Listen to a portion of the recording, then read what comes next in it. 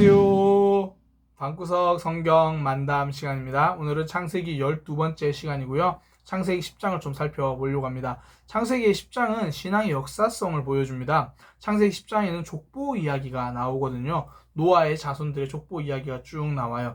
이것을 제가 왜 신앙의 역사성이라고 표현했냐면, 먼저는 우리의 신앙이 하늘에서 뚝 떨어진 것이 아니라 이 흐름 가운데 있다라는 거죠. 그러니까 이 세상 가운데, 흐름 가운데 있다, 그런 것을 보여주는 게 족보거든요. 신앙의 역사성이고, 또 하나 신앙의 역사성이라고 제가 표현을 한 이유는, 이 신앙은요, 신앙인 단독으로 따로 떨어져 있거나 신앙인 세상과 동떨어져 있는 게 아니다라는 거예요. 저도 예수님을 믿는 사람이지만 저는 이 서울이 시민이기도 하고요. 또 대한민국에 속해 있기도 하고요. 그리고 이 지구촌에 속해 있는 사람이잖아요. 그러니까 신앙이라는 게 그런 세상 속에, 그러니까 세계 속에 있는 거죠. 하나님께서는 교회 다니는 사람들만의 하나님이 아니라 이 우주, 이 세계 전체의 하나님이시죠. 그런 것을 특별히 오늘 10장이 보여주는 거거든요. 그러니까 신앙이라는 것이 동떨어진 것이 아니다. 그게 오늘 창세기 10장을 통해서 알 수 있습니다.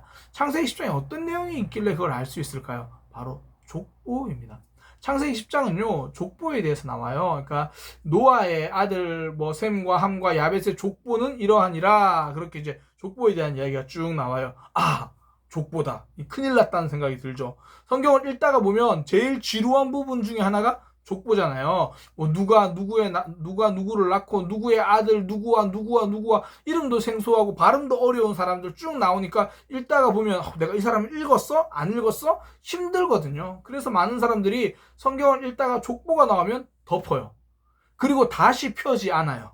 이게 참 족보가 힘들다. 예를 들어 신약 성경을 읽으려고 작정을 하고 딱 폈더니 마태복음 시작하잖아요. 아브라함과 다윗의 자손 예수 그리스도의 계보라, 족보다. 그러면서 아브라함이 이삭을 낳고 이삭은 야곱을 낳고 야곱은 유다와 그 형제를 낳고 쭉 이렇게 나오죠. 그러면서 힘들다, 어렵다, 무슨 내용인지도 모르겠고 내가 족보를 왜 봐야 되지? 우리 조상도 내가 잘 모르는데 그런 생각들을 하는 거잖아요.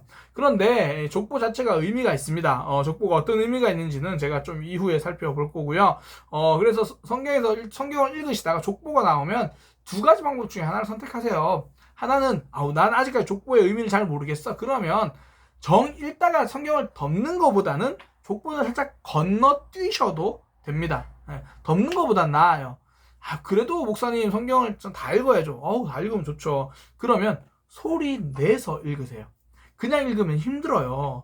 그냥 읽으면 저도 가끔씩 읽다 보면 내가 어디까지 읽었지? 그런 생각이 든다고요. 그럴 때는 족보를 소리 내서 읽는 거예요. 오늘 창세기 10장 같은 경우 이렇게 되죠. 창세기 10장 1절부터 노아의 아들 셈과 함과 야벳의 족보는 이러하니라. 홍수 후에 그들이 아들들을 낳았으니 야벳의 아들은 고멜과 마곡과 마대와 야왕과 두발과 메섹과 디라스요. 이런 식으로 직접 낭독하듯이 소리 내서 읽으세요. 그러면 지루한 것은 좀 덜합니다. 물론 발음이 좀 꼬이기는 해요. 성경의 이름들이 어색하니까. 그러나 이제 그런 것들을 소리 내서 봉을 통해서 잘 읽을 수 있죠. 원래 소리 내서 읽는 게 굉장히 중요하거든요. 성경에서 말하는 묵상하다, 이게 소리 내어서 읽다, 그런 의미를 가지고 있습니다. 그래서 성경 보시다가 족보 힘들어 그러지 마시고 소리 내서 또박또박 그렇게 읽으시면 좋습니다. 그렇게 하고요. 이제 족보의 의미에 대해서 좀 살펴보려고 합니다. 족보가 왜 나오는가? 족보는요, 기원을 설명해 주는 거예요. 그러니까 쉽게 말해서 우리의 신앙의 기원이 하나님으로부터 시작한다, 이걸 알려주는 거거든요. 창세기에 제일 처음 나오는 족보가 이 아담의 자손들의 족보거든요. 아담이 하와와 결혼해서 두 자녀를 낳죠. 그러나 형이 동생을 죽이잖아요. 가인이 아벨을 죽이고, 그리고 나서 태어나는 것이 셋입니다. 그 셋의 족보를 쭉 알려줘요. 셋의 족보를 쭉 보면서 뭘 깨닫나요? 우리의 결국 출발은 하나님이구나. 하나님이 근원이시구나. 이 근원을 기억한다라는 거죠. 우리가 갑자기 툭 떨어진 존재도 아니고 원숭이가 진화된 존재도 아니고 우리의 근원은 하나님이시다. 이걸 기억하는 거예요. 굉장히 중요하죠. 또 하나, 이 역사적 연결성입니다. 신앙은 어느 날 하늘에서 뚝 떨어진 이야기가 아니라는 거예요. 삶 속에 있는 이야기입니다. 전혀 생뚱맞게 우리의 신앙과 다른 그런 이야기가 아니라는 거예요. 족보 누구를 통해서 쭉 흘러왔다라는 거죠. 참 재밌는 게요. 제가 이제 청소년 담당을 해본 적이 있는데 그 청소년 사역을 할 때요. 아이들이 하나 오해를 하는 게 뭐냐면 뭐 예수님, 베드로, 바울 이 사람들이 모두 지어낸 가상의 인물이라고 학생들이 오해를 해요. 이게 진짜 오해인 게 베드로 역사적인 인물이거든요. 예수님 역사적으로 태어난 사람이거든요. 바울도 역사적인 사람입니다. 그래서 제가 청소년 사역할 때는 뭘 했냐면 아이들이 학교에서 배우는 역사 부도를 가지고 와요. 역사 부도에 보면 실제로 예수님이 이 당시에 태어났었다라고 역사책에 기록되어 있거든요. 그걸 보여주는 거예요. 그 보여준 이유가 뭐냐면 우리가 믿는 예수님 그리고 뭐 베드로, 바울 이들이 성경에서 만들어낸 가상의 이야기, 하늘에서 뚝 떨어진 이런 이야기가 아니라 실제 역사 속에 있다라는 거죠. 그러니까 우리의 삶이 신앙이 우리의 삶과 동떨어지는 것이 아니라 바로 신앙이 우리의 삶을 이끌어가는 힘이다. 이런 걸 보여주는 거예요. 족보 자체가 그걸 알려주는 겁니다. 그냥 내가 오늘 그냥 존재하는 것이 아니고 이런 역사적 흐름 속에 있구나. 이런 믿음의 조상들의 그런 흐름 속에 있구나. 연결성, 우리의 신앙 동떨어진 게 세상과 동떨어진 삶과 동떨어진 게 아니다라는 겁니다. 이게 족보의 큰 의미 중에 하나예요. 첫 번째는 이 뿌리의 중요성. 우리는 하나님이 근원이다. 이걸 보여주는 거고요. 또 하나는 우리의 신앙은 그냥 어느 날 하늘에서 툭 떨어진 가상의 이야기가 아니라 실제로 역사 안에 있던 이야기다. 이걸 보여주는 거죠. 그 역사 속에 일하신 하나님을 보여주는 거거든요. 이것이 족보의 중요성입니다. 또 족보의 중요성이 뭐냐면 특별히 지금부터 창세기 10장에 나타난 족보의 중심으로 말씀드리는데요. 창세기 10장의 족보에는 보면 이스라엘 중심의 족보가 아니라 이스라엘 주변의 나라들에 대한 이야기들이 있어요. 물론 그 나라의 기원이 되는 그런 이야기를 하는 거죠. 뭐 예를 들어 니므롯이라는 사람이 그 족보 가운데 등장하는데 그 사람의 활동들을 보면 이 사람을 통해서 아수르, 바벨론 그쪽에서 나왔구나. 이제 그걸 보여주는 거고요. 또 하나 뭐 이집트, 애굽 그러니까 이런 나라들의 기원들이 쭉 적혀 있어요. 그러니까 주변 나라들의 기원, 조상들이 다 이렇게 나오는 거죠. 왜 노아 한 사람밖에 없었으니까 노아의 세 아들을 통해서 각 갈라진 족보를 설명하는 게 10장이거든요. 그러니까 노아를 통해 쭉 갈라졌으니까 그 갈라진 족보에서 어떤 나라들, 어떤 민족들이 생겼는지를 설명해 주고 있는 거죠. 그러니까 그걸 통해서 우리가 깨달을 수 있는 게 뭐죠? 하나님은 이스라엘에 갇혀 계신 분이 아니고 모든 세상, 모든 나라를 주관하시는 분이구나. 모든 세상과 모든 나라가 하나님의 주권 아래 있구나. 이걸 아는 거죠. 족보를 통해서, 창세기 10장의 족보를 통해서 그걸 알려주는 겁니다. 다시 정리해서 말씀드릴게요. 창세기 10장에는 단지 이스라엘의 족보뿐 아니라 이 노아 이후의 이 후 세대를 기록하면서 여러 나라의 기원, 여러 나라의 조상, 여러 나라들, 민족들이 나와요. 그걸 성경에 기록하는 것을 통해서 하나님이 그 모든 나라를 통치하고 계신다. 이걸 창세기 10장 족보를 통해서 알려주는 거죠. 또 뭐 앞서 말씀드린 것 좀 비슷한 맥락인데요. 신앙이 세상 속에 있다라는 거예요. 이스라엘 백성만 동떨어져서 이렇게 보는 것이 아니라 다른 주변 나라들과 함께 본다라는 거죠. 교회는요, 세상과 동떨어져서 존재하지 않습니다. 신앙은 세상 밖으로 나와서 살아가는 신앙이 아니라는 거예요. 세상 안에 있습니다. 세상 사람과 함께 더불어서, 안 믿는 사람들과 함께 더불어 지내면서 그들과 동화되는 것이 아니라 그 속에서 말씀대로 살아가는 것. 그러니까 신앙은 세상 속에 있다라는 것을 보여주는 거죠. 이게 창세기 10장에 나타난 이 족보의 의미입니다.